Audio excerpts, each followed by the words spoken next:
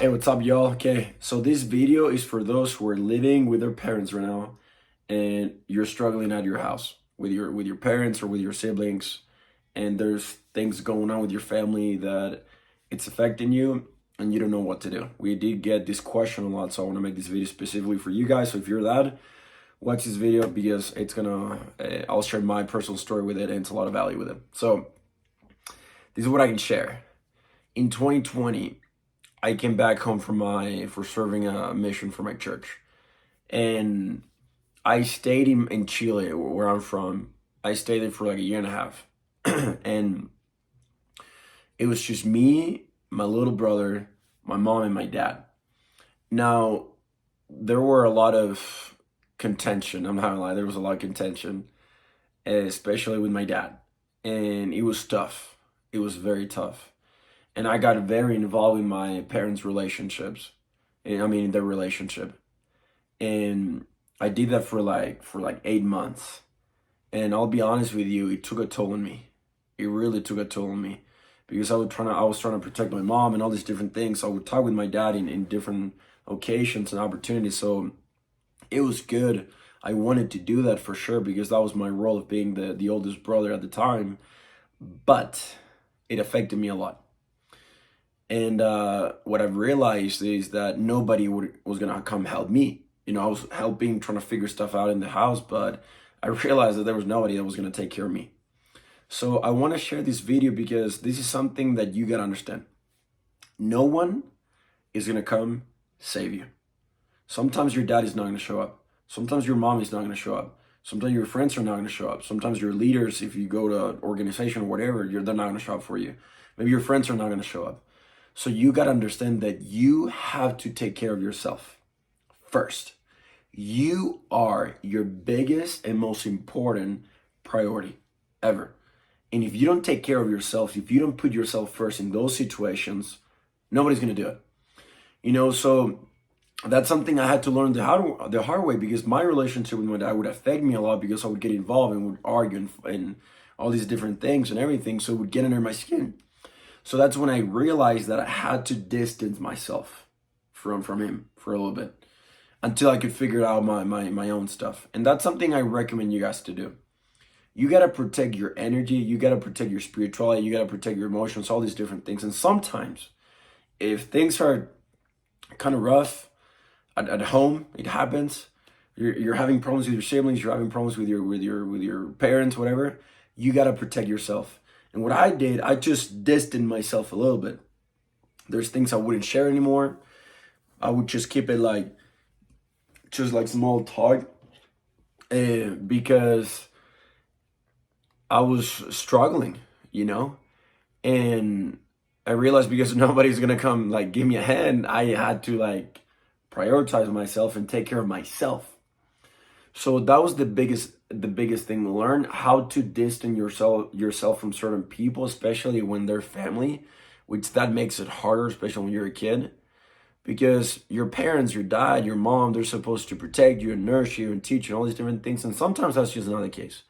Sometimes the dad doesn't show up, or sometimes the mom doesn't show up, or sometimes both don't show up, or sometimes happens with siblings that there's personal problems going on, and there's contention, there's abuse, there's substances, there's addiction, there's a lot of different things. So if you're there, my advice is said in the beginning, dude, just take care of yourself. Like literally take care of yourself. Because you cannot take care of other people if you're not fine. And that's something that I realized that I had to do because nobody was gonna come help me out.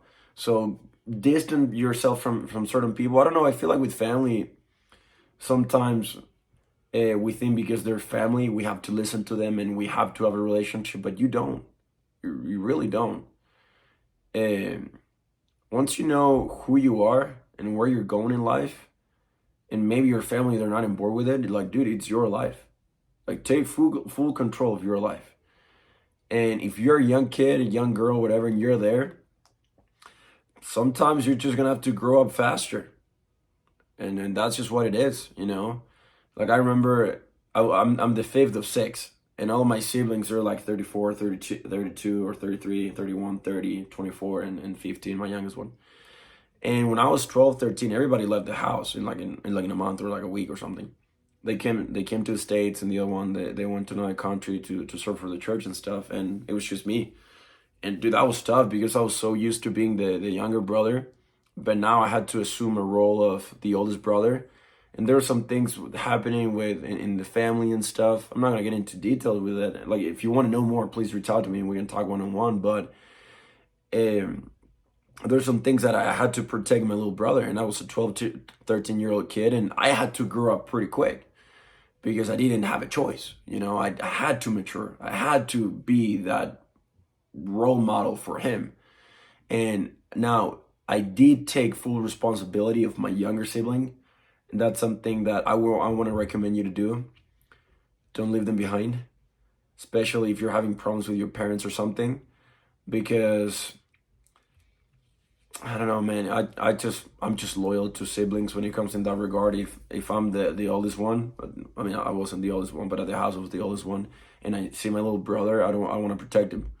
So I was able to create that separation with him and me from somebody else in my family that was hurting us. So I did, mentally and spiritual, I'm talking about. So yeah, you gotta create boundaries. That at the end of the day, that's what I'm talking about. Prioritize yourself, and you're gonna, maybe at the time, I'll give you some perspective. Maybe at the time you're gonna feel like everything it just sucks and it's just miserable what you're going through right now. But I can promise you that 4 years down the road, 5 years down the road, you're going to look back and be extremely grateful for that experience because it helped you have a different perspective or relate to people and understand people more, or maybe have more compassion. And sometimes, I'll tell you this, sometimes having a bad example is the best thing that can happen to you because it will give you a whole list of all the things you shouldn't do.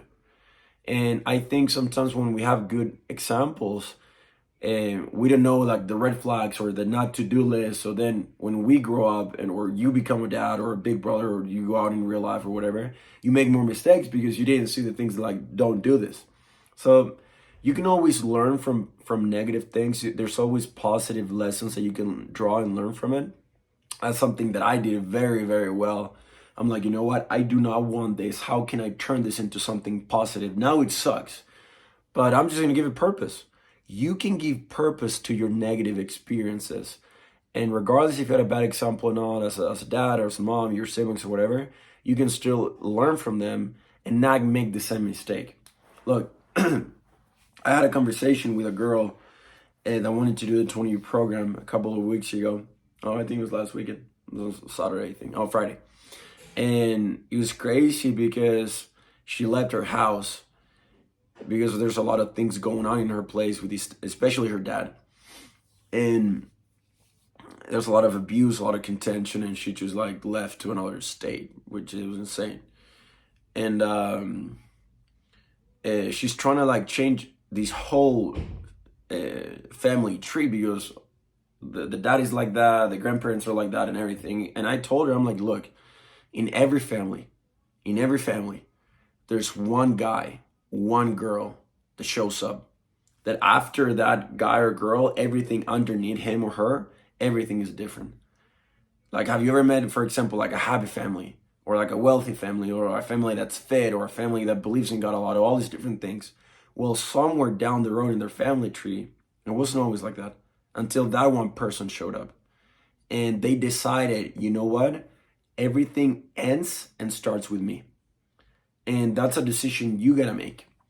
Okay, did you have a bad experience with your parents, your siblings, and it's been going for a while? You can be the person in your family that can change everything. You can be the person in your family tree that with you, everything ends with you and everything starts with you. You can be the one that changes everything. Everything. And what an amazing opportunity. Like, okay, it might be hard at the time right now. You're young. You might be struggling.